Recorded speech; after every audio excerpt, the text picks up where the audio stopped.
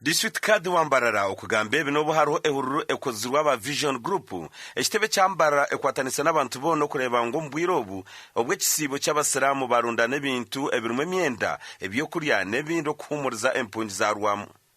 za rwamanja obwa hati ezino buremezi bwo buhereza butari bumwe na bumwe biza kusajika TV West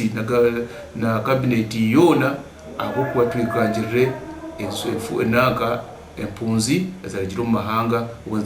nzirukanga urugamba rw'entaro nagira ngo necyo kutangaza kushanga umuntu oyineho tari kuhereza otineho obari kugira ngo ebyensi no mushenyi ayito rugambire ebi abantu batangiye kureta ibintu kureba ngo ehureji yagenda mu misho turebuke ngo ibintu bikureta butabanguko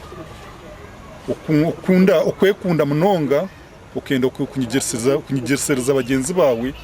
ibyo bintu byehari akwanyensha kare ngiyo kija kwasa kurgamu ubutabanguko okwirgamu impunji kurgomu makayo murada kurgamu impunji kandi kikashanga ngo umuntu warwo mukayawe wazo mwihange rindi mukisera cyekimu twayambi abanonyi bo budamwe na kivale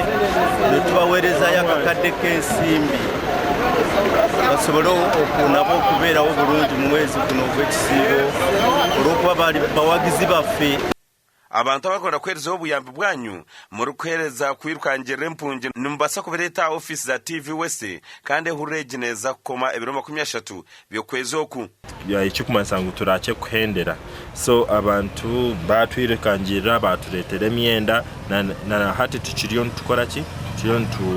ntwakire bindi ebintu emyenda emere abo kuba ebiro 30 ntuza kuba ntutware ibintu ebi turi kubitwarira empunji za rwamwanja twatagine na office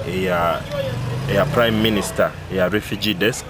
Adam tuwenka waresere ebintu bitabantu bingi bayerekira umutima go kwayo obwo bari kureta ebintu birumu emyenda ebyo kuriya n'ebindi bingi gashakwa Harrison Kagure.